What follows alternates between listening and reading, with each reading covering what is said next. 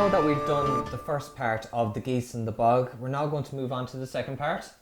And so this is going to deal with a lot of the higher octave that we were talking about in the C scale video. So a lot of that information will surely help you in completing this part. But we'll break it down into nice bite-sized pieces. So bear with me. So we're starting with our first finger on middle C, okay? So C, D, E. Our third finger goes up onto G, G, back down to E, D, E. Now we're going to go up with our baby finger up to A, our baby finger, okay? 2 A's, back to G with our third finger, E, D with our second finger, okay? So we're going to try that again, okay? Nice and slow. So, first finger on middle C, C, second finger, D, E, third finger on G, G, E, D with our second finger, E, up with our baby finger up to A, G, E, D. Okay, so that's a small bit more difficult, so we'll do it one more time, okay? So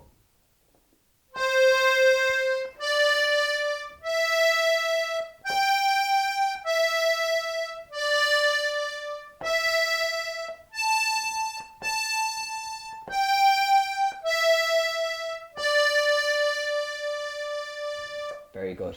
Now we'll try the second line. So starts on middle C again with our first finger. Back up to G.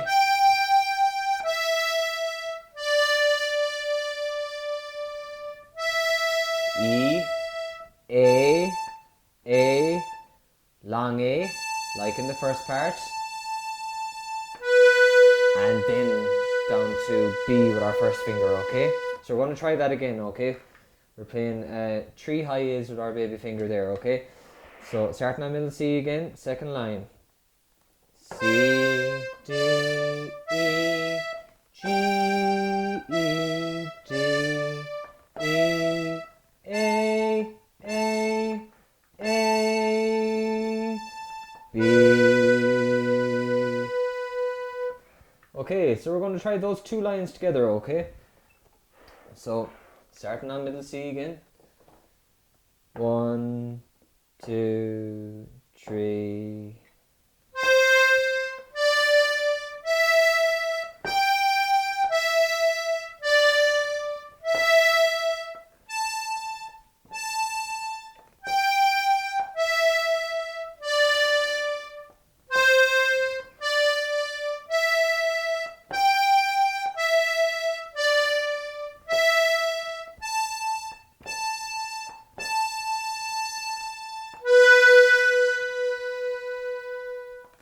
So very good. Like in the first part, our third line is the exact same as the first line in the part. So we'll just repeat that. It's good practice.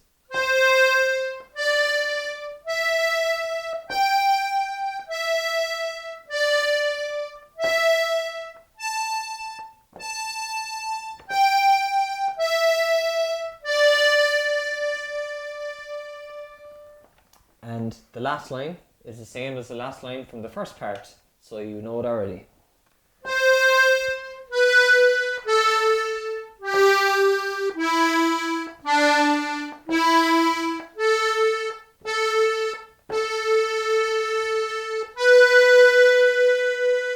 So very good. That's the whole second part. Okay, so we're going to play that second part now and put it all together. So back to middle C again. 1, 2, 3, and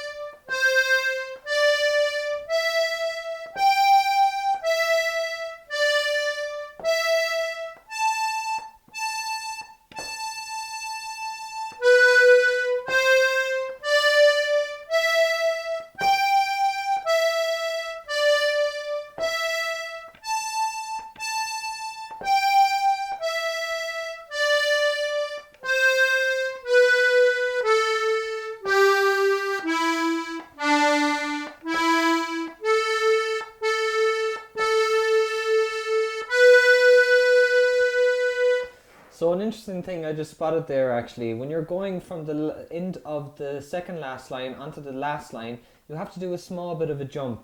So you end the second last line on a D, so, and you end it on your second finger. So now you have to go from being on D on your second finger to C on your third finger. So you're just going to swap down like that.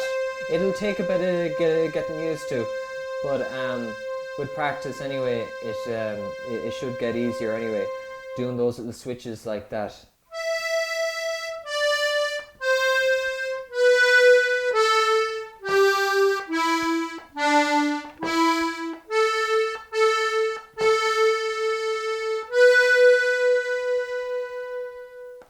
Alright, so that's the whole of the second part. We're going to put the first part and the second part together now, and we're going to have yet another tune. So we're nearly there with our next tune.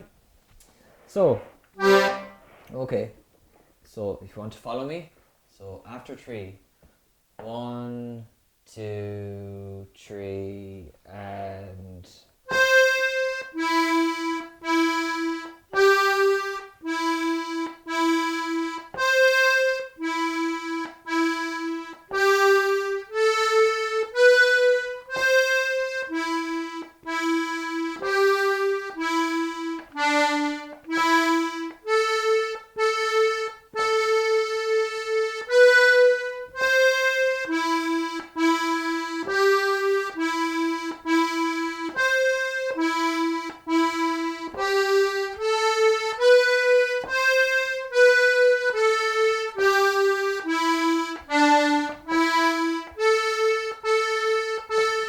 that part.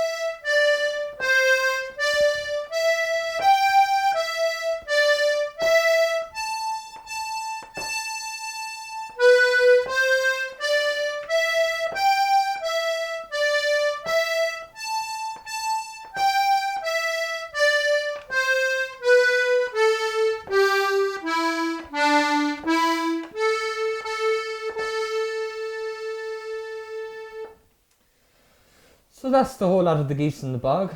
Now you might be thinking, by listening to that, you may think it sounds very simple, or as we like to call it, it's the skeleton of the tune. So there isn't a lot of meat on the bones left, but the basis of the tune is there. So, but what we do after it that gives it the nice touch, and it's what we put of our own personality into it, our own personal little flourishes and little bits of ornamentation is a word you're going to be hearing now in the next course.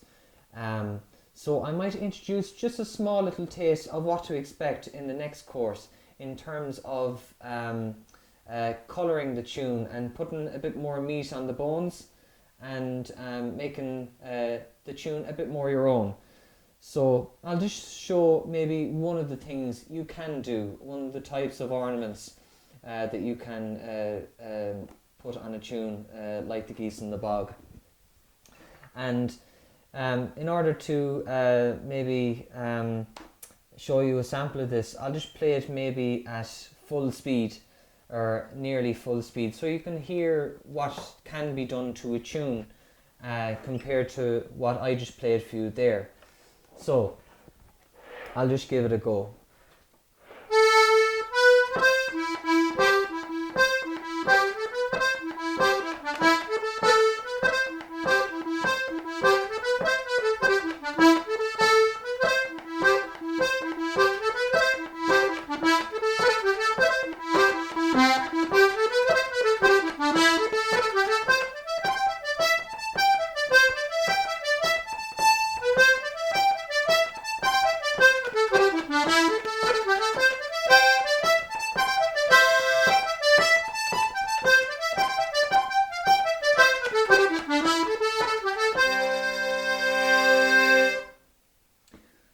So there's a lot of things, you're probably hearing a lot of things there, and it might seem very, very complicated and very construed and maybe a bit beyond what you're capable of at the moment.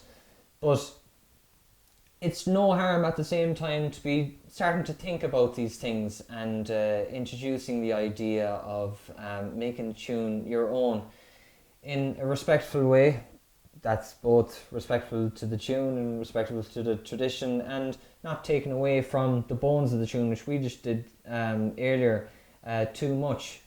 So a lot of the ways that I'd have of messing around or maybe just colouring it in my own way is emphasising the rhythm of the tune by swelling swelling the way the rhythm is. And little ornamentation, what we were talking about, would be things like cuts, which are small little half notes that you add on to other notes in places that might warrant it. So so I might show you an example of one of them you can put in the tune. Now the thing about all these things is not to do too much of them as well, because if you fill every little void and crevice of the tune with ornaments, then it can get monotonous and maybe a small bit boring as well. So the trick is just to throw them in here and there, just to colour it up and make it interesting to the listener and entertain yourself while you're at it. So I'll just give you a sample of what we do. It's called a cut, which is a small little half note, okay? So no need to worry if you feel it's a small bit beyond you now. This will be covered in the intermediate course as well, so at a later point. So I'll just show it to you. You're under no pressure to be able to do these things now, just introducing the idea, so you just get a flavour of it. So no need to fret if you feel it's beyond you now. So a cut would be, if you consider the bones of the tune to be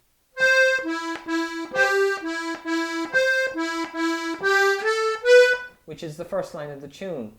So what I might do is,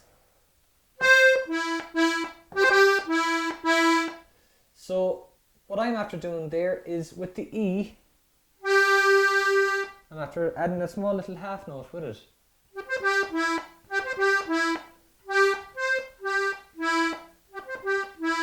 Now to be able to do these things as well requires loads of practice and building up the muscle memory and the muscles in your fingers to be able to do these things as well. So these are just a small little taste. So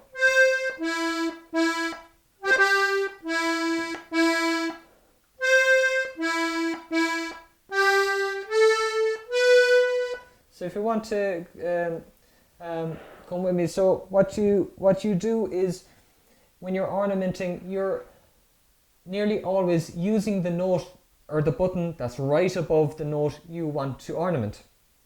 So I want to ornament that G. So what am I going to use, you're asking?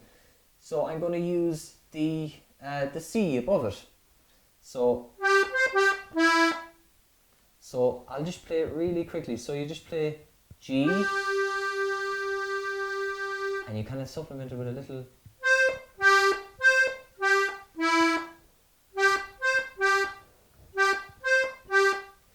So you're playing your G, but you're playing a C in half the time after it, and then you're going back to the G.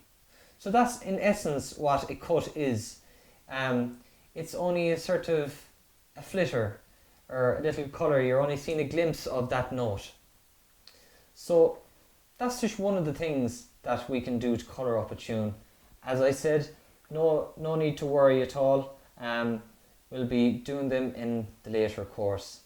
And with that, that brings us to the close of the Beginners 2 course. I'd like to thank you for staying with me, and if you have any interest in continuing into the intermediate course, I'd love to see you there. So we'll delve into these, more of these little tricks and more different tune types in that intermediate course. So thank you very much, and see you then.